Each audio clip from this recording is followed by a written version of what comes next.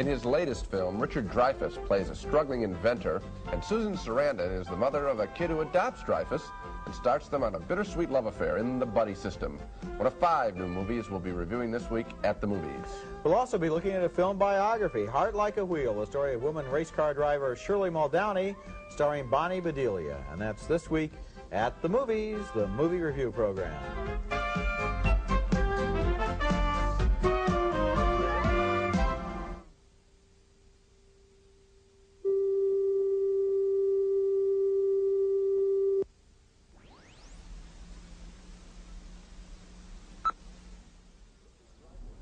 Richard Dreyfuss and Susan Sarandon star in The Buddy System, the story of a bittersweet love affair that's engineered by Sarandon's precocious son. We'll be reviewing that and other new movies this week on At the Movies, the movie review program.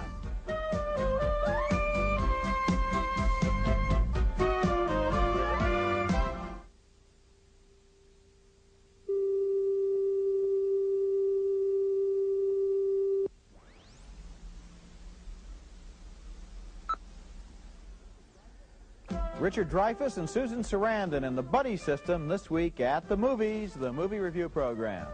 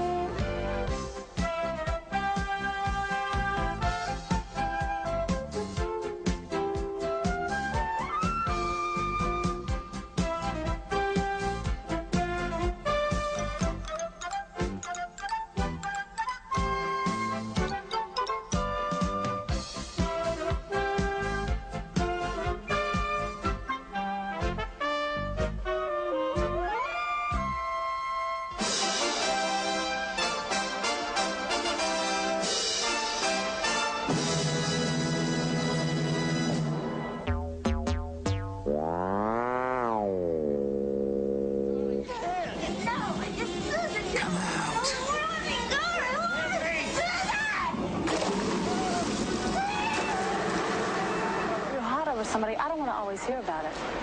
I just respect the dancing, that's all. Yeah. Did you hear the way she talks? It's so intelligent, like, I love it. An accent doesn't make someone intelligent. If it did, you'd be Einstein. I'm bored. Well, I'm bored hearing about your boredom. That's why I went to all this trouble. Now, we're going to have fun.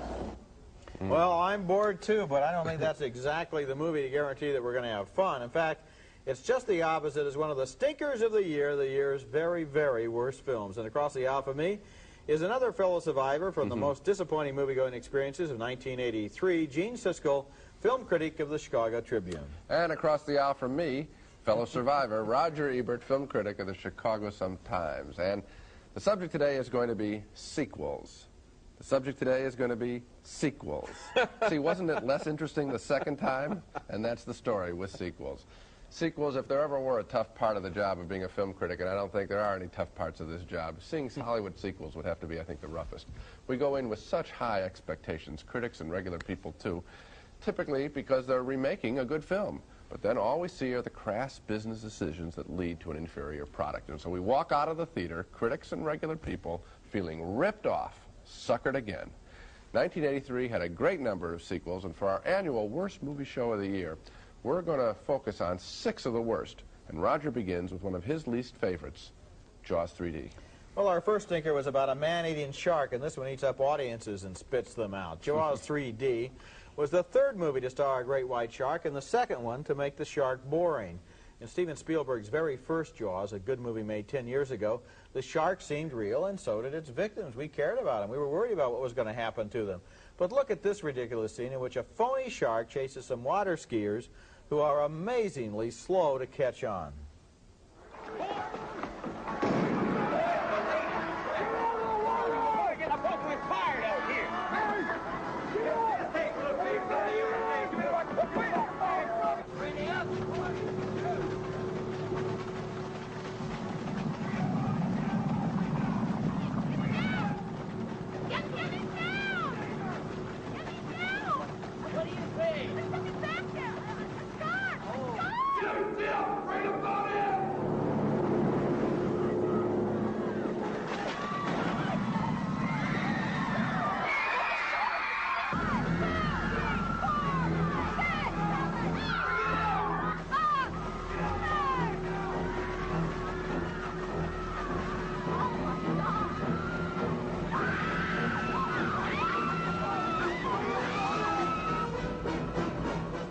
Gee, that's amazing. That shark tail looks amazingly like an artificial shark tail that's being pulled through the water at a constant rate of speed that's very unrealistic. And I think that's exactly what it was, too. Jaws 3D was, of course, in 3D. And so were a lot of movies this year. In fact, 1983 saw a rebirth of the 3D fever, which was big in the 1950s, and then mercifully disappeared for 20 years before resurfacing in a series of murky, unfocused, boring, technically hapless movies that had the audience desperately struggling to see what was on the screen. I paid $5. What is it that you're trying to show me? The only consolation was, with movies like Jaws 3D, if you couldn't see the screen, at least you weren't missing anything. That's absolutely true. You know, you do put on those glasses, and you do feel like a kid again, and you really do have fabulous expectations when it is a sequel, when it is 3D. We got a couple of them on the show, and boy, this one really let me down. The big moment when the shark is going to crash through this little sequarium, you know, the 3D didn't work well. It never leapt, it never came off the screen. It just hit that thing and then they cut to another scene. Too bad. Now I've got another 3D sequel for you. Amityville 3D. What a show. This really tries our patience, asking us to believe that yet another sucker would actually buy the same disaster-plagued house. This time, Tony Roberts plays the sucker. He thinks that all the deaths in the house have been either fakes or coincidences, right? Especially when the salesman who sells them in the first scene, he drops too. Here he visits the cellar and sees his wife. Don't worry about the 3D. As with Jaws 3D, the 3D is so bad here that you'll enjoy this film slightly more in good old 2D.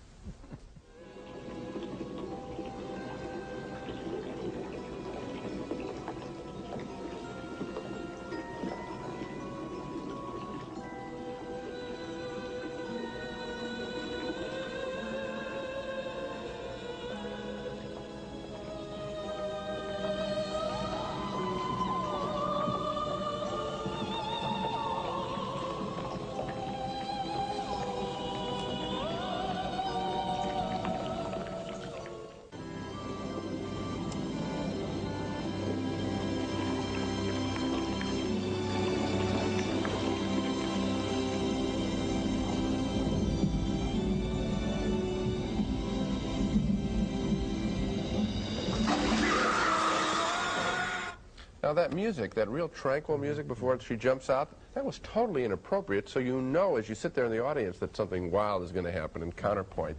As for these whole Amityville movies, now the house's attic windows are genuinely scary, sort of like creepy eyes, and that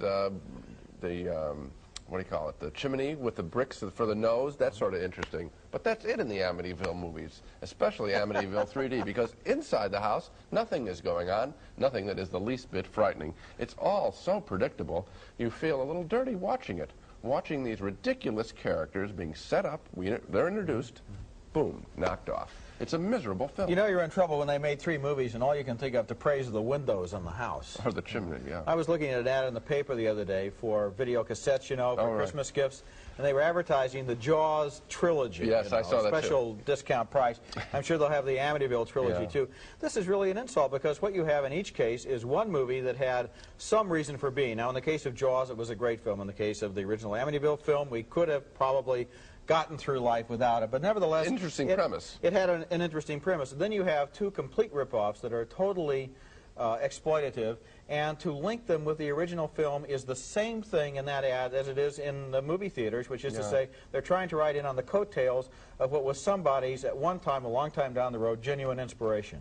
I really feel strongly about this. Sequels probably give more bad experiences in movie theaters than just about anything that the movie industry produces. Sure, because if you go into a movie you know nothing about, you say, well, what's this going to be about? Maybe I'll like it. Then you like it. If you do like it, it's a real surprise. It's terrific. But if you go into a movie that, you know, is a sequel of a film, you're probably there because you love the first film in the first place, so you're really going to be disappointed by the sequel. Yeah. It's terrible. Next at the movies, a sequel about a bunch of kids who achieve the impossible. They make teenagers boring. Oh my God. This isn't just another commercial. You should listen to this. See, I'm not just any kid. I'm a kid that's tasted the difference. Because this isn't just any snack. It's nacho cheese Doritos. And it's not just nacho cheese. It's 3 kinds of cheese. And it's not just 3 kinds of cheese. It's corn, tomato, onion, and spices. And it's not just corn, tomato, onion, and spices. It's delicious. And it's not just delicious. It's the greatest. Because it's not just any snack. It's Doritos brand. And I'm not just out of Doritos. I'm out of time. Fresh Start got straight A's on all these stains after Kenilworth's school outing. We took on Victor's chocolate milk.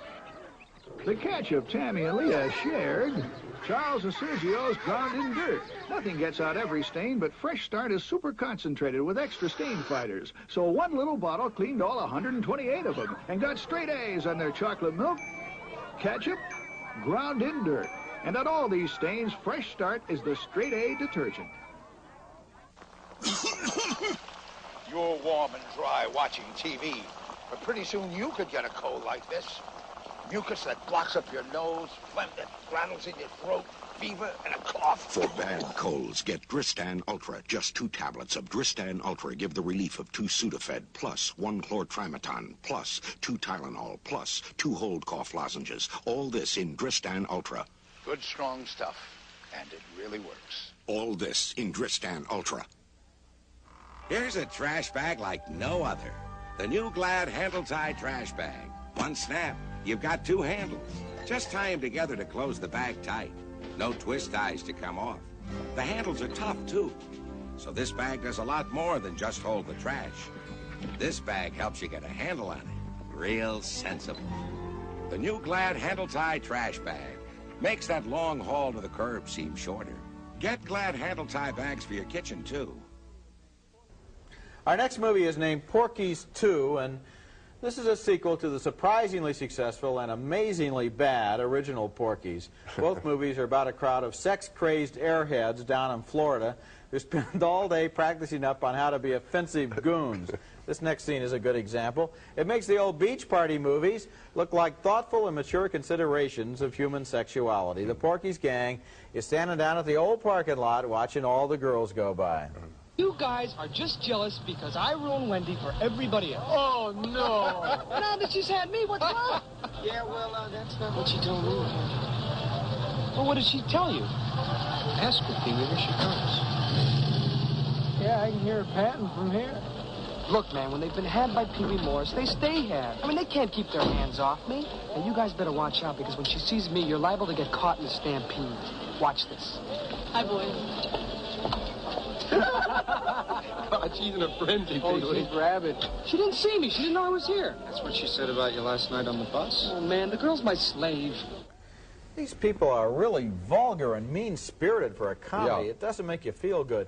The original Porky's was simply dumb and offensive and filled with scenes that indicated that, well, for these guys anyway, men basically hate women. But Porky's 2 is a little more versatile. It also includes offensive racial stereotypes and some really painful scenes where it tries to take a noble stand against the Ku Klux Klan. Well, the Klan doesn't belong in movies like Porky's 2. Movies that are so corrupt you can't tell they're attacking something or merely exploiting it. Well, I think you can tell, and I think it's, you're saying at the second point, which is that they are exploiting the Klan when they use it, or any of the anti-religious people that they put in these films. Because if they were really going to be commenting seriously on the Klan, then you show what the Klan does, you know, which occasionally kills people. Instead of having them wear white sheets and run around, and it's just a funny chase scene, and look at the funny Klan. They don't have slumber parties, you know. That's what the Klan does in this movie. Yeah. And I really found that offensive. Plus, I think you hit on another good point, which is that basically the characters here are not funny people. I mean, there are funny people in Mel Brooks films, there are funny people in Woody Allen films, sometimes there are even funny people in Neil Simon movies. These are not particularly funny people. I don't laugh at them. I don't like them. I don't want to be around them. The only way you could laugh at these people would be if you shared the movie's view of the human race as essentially just very corruptible and evil and cynical and exploitative. Yes, well, to make it we're much long better. Story short. We're much better than that, obviously. Coming up next at the movies, and this took real guts, they made The Sting 2 without either Robert Redford or Paul Newman. All right, it's Crinkler. Veronica Crinkler. Crinkler? Why would you want to change a lovely name like that?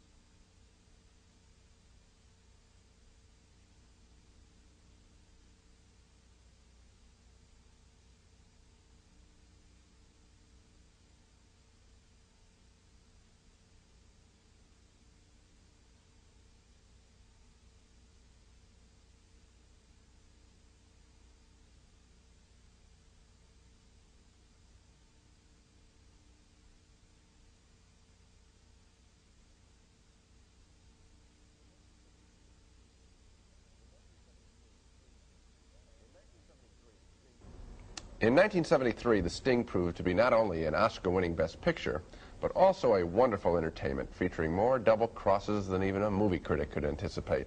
And it also contained two of the most charismatic performances that either Paul Newman or Robert Redford has ever given. So now, 10 years later, they finally give us Sting 2. And you guessed it, no Newman, no Redford. Of course, the new film is also missing the great villain of the first picture, played by the late Robert Shaw. So this film has nothing going for it. The Sting 2 star Jackie Gleason is one of the good guy Stingers this time. Carl Malden is the bad guy Stingy. And Terry Garr is a femme fatale. But instead of a fresh script, we just get recycled one-liners from a Dean Martin roast. You're an awful good-looking broad. Oh, thank you. Pardon me. While I've been around the world many, many times, I have never encountered a woman seemingly as charming as you are, and assuredly as attractive and beautiful. Well, that is certainly the nicest thing anyone has ever said to me. I hope you won't think this a rude imposition if I ask for permission to join you just for a moment. Oh, of course. Wait a minute. What the hell do you think you're doing? I was here first. Oh, my word, gentlemen, please don't argue on my account. I was beginning to think I was going to spend the evening alone, but now it looks like I have the luck of 2 escorts. You can hang around for 1 minute. Thank you.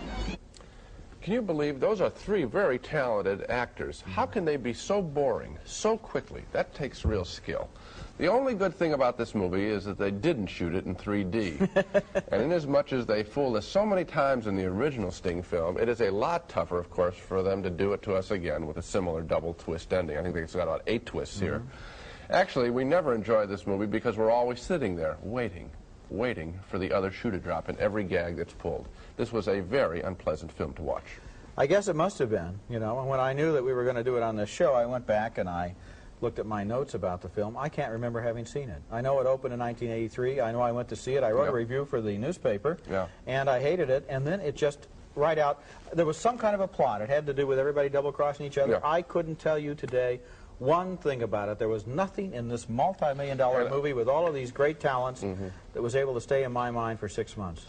That's because, and I think that's almost in a communication theory, nothing was coming off the screen to you because nothing was put into the screen.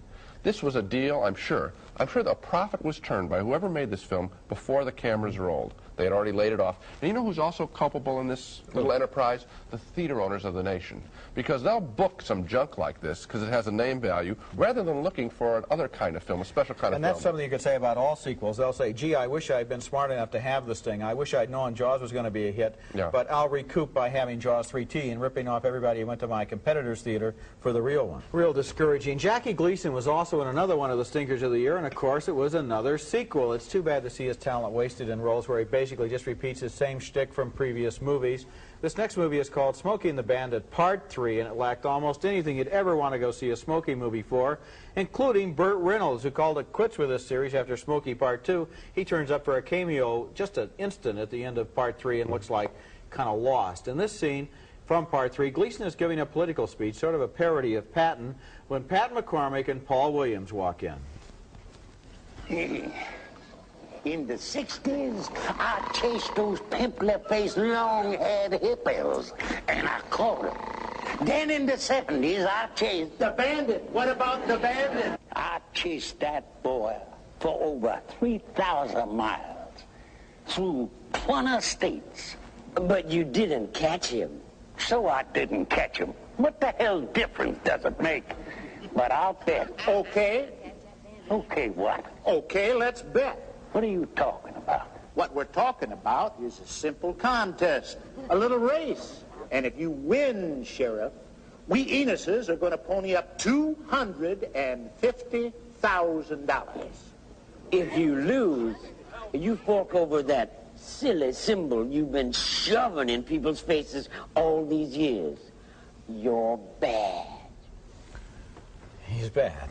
That's right. I think there's one generalization that we can safely make about the movies, and that's this. Any movie that lists Paul Williams in its acting credits is going to be a real good candidate for the Stinker of the Week award. Smokey 3 was a tired movie, real tired, and no wonder. The only inspiration for this movie, the only motivation behind it, was the box office success of Smokey's Part 1 and 2. This is probably the first time in history that people have been asked to pay money to see an annuity in action. You know, we've knocked the theater owners, we've knocked the production houses for doing this thing. Let's go after another target, and that is the actors themselves. Now, nobody wants to say you don't have a right to make money, but I wonder if these people really are thinking of what the effect it can have on their career. In other words, the best actors that we have are really brand names.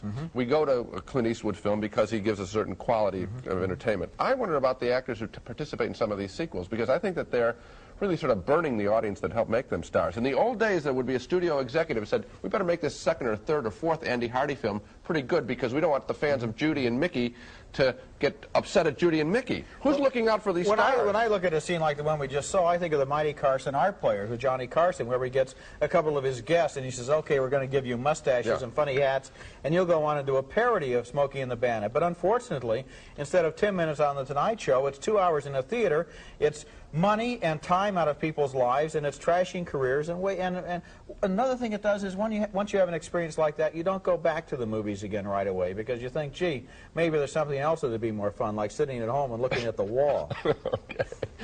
Coming up next at the movies, the dance-filled sequel to Saturday Night Fever. I got a job on Broadway. You got a job on Broadway? Doing what? Dancing. Don't you remember? I danced. Use sandpaper to clean your bathtub? Ridiculous.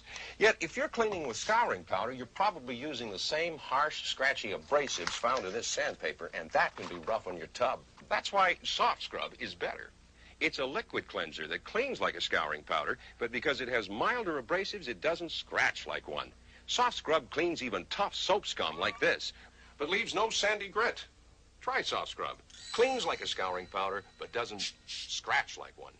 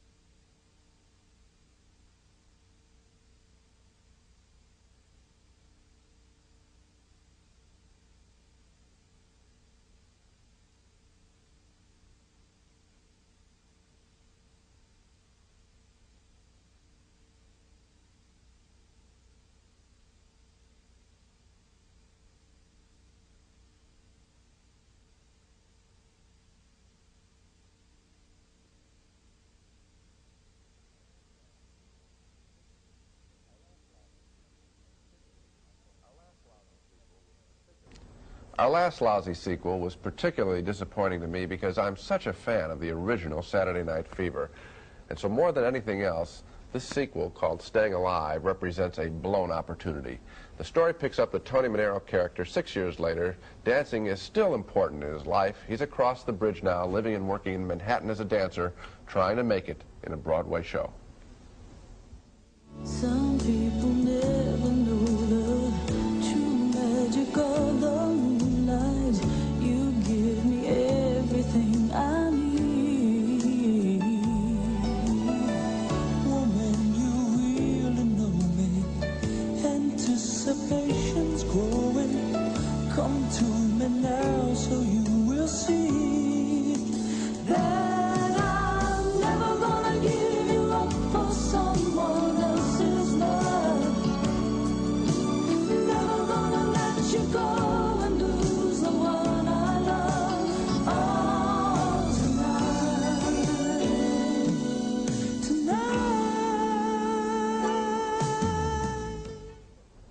That is the only sweet scene in the movie, and of course it's so sweet we can't figure out why he doesn't go with that girl, why he is interested in this other woman.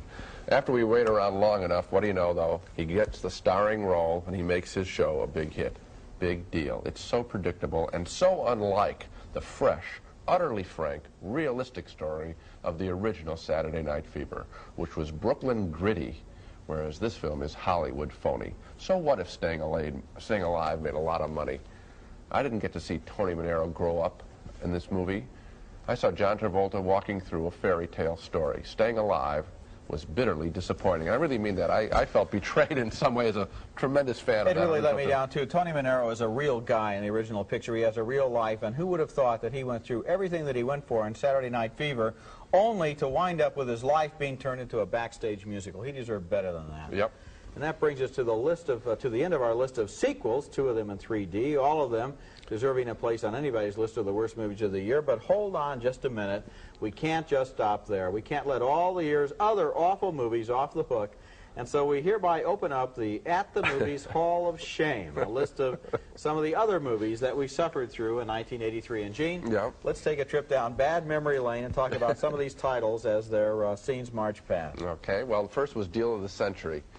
Chevy Chase just can't stop winking at the camera. This was a terrible film. Final Option, an incredible number of holes in that plot. Nothing made sense. You're right. Krull. I can't even remember who Krull was. Sounds like a dessert. The Lonely Lady. Doesn't Pia Zadora have any pride? I think we know the answer to that. The Osterman Weekend. That contained some of the most unpleasant characters you will ever find all together in one movie. Then there was Space Hunter, typically lousy 3D. Most of this film was out of focus, and I didn't really miss it that much. Stroker Ace. This was my #1, really, honest, if I had to pick one, worst movie of the year. Doesn't Burt Reynolds have any respect? Then you had Trenchcoat with Margot Kidder. I never was able to figure out this movie, neither was anybody in the movie. You know, I want to make one last point about the sequels before we go. If we do anything for people on our show for the whole year long, let it be this. Don't go to see a sequel unless you have heard from a dear friend or maybe from one of us or a critic you respect that it's good. And don't go to see a 3D movie unless someone really close to you that you value tells you it's good, because the chances are overwhelming that it's going to be lousy. Okay, so here we are in 1984. It's a year fraught with peril, George Orwell and everything else. So let's start out and give people a break with the 2 At the Movies rules. No sequels, no 3D unless we say so. Right? Okay. We're going to be stern this year. Well, that's it for the worst films of the year. Next week, we'll be back to reviewing new movies, including Richard Dreyfuss and Susan Sarandon in The Buddy System, sort of a remake of The Goodbye Girl. Until then, we'll see you at the movies.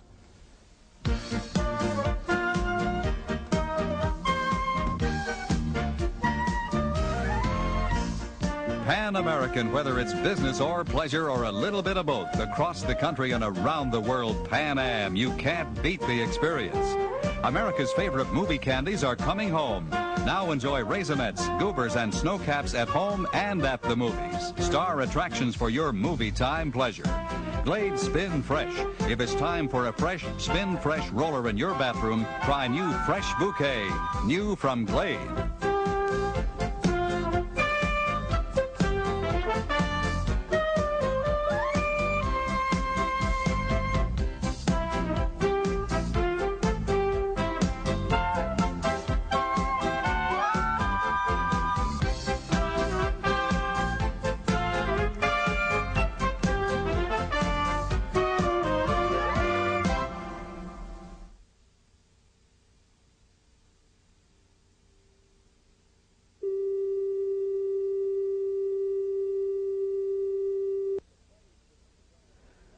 A movie named The Buddy System is one of the most paralyzingly stupid and annoyingly cute movies I've seen in a long time, and that's too bad because it stars a couple of very good actors, Richard Dreyfuss, who plays an eccentric inventor, and Susan Sarandon, a single mother who falls in love with him.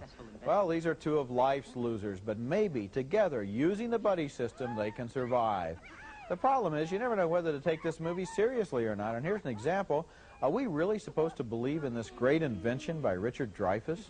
I don't want to be a rich man. Would you please get that out of here? What is it? This, ma'am. This is a fully automated dog wash, which can clean a medium-sized dog in less than 20 minutes with no mess or bother. Now, Let me see.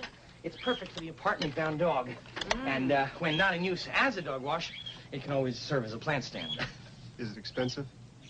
Well, for that, you'd have to talk to my partner here. He's paying to manufacture it. The problem with the Dreyfus character in this movie is that he's never able to make up his mind. First he falls in love with Susan Sarandon, then he goes back to his first girlfriend, played by Nancy Allen, then he goes back to Sarandon, then he goes back to Allen, and so on.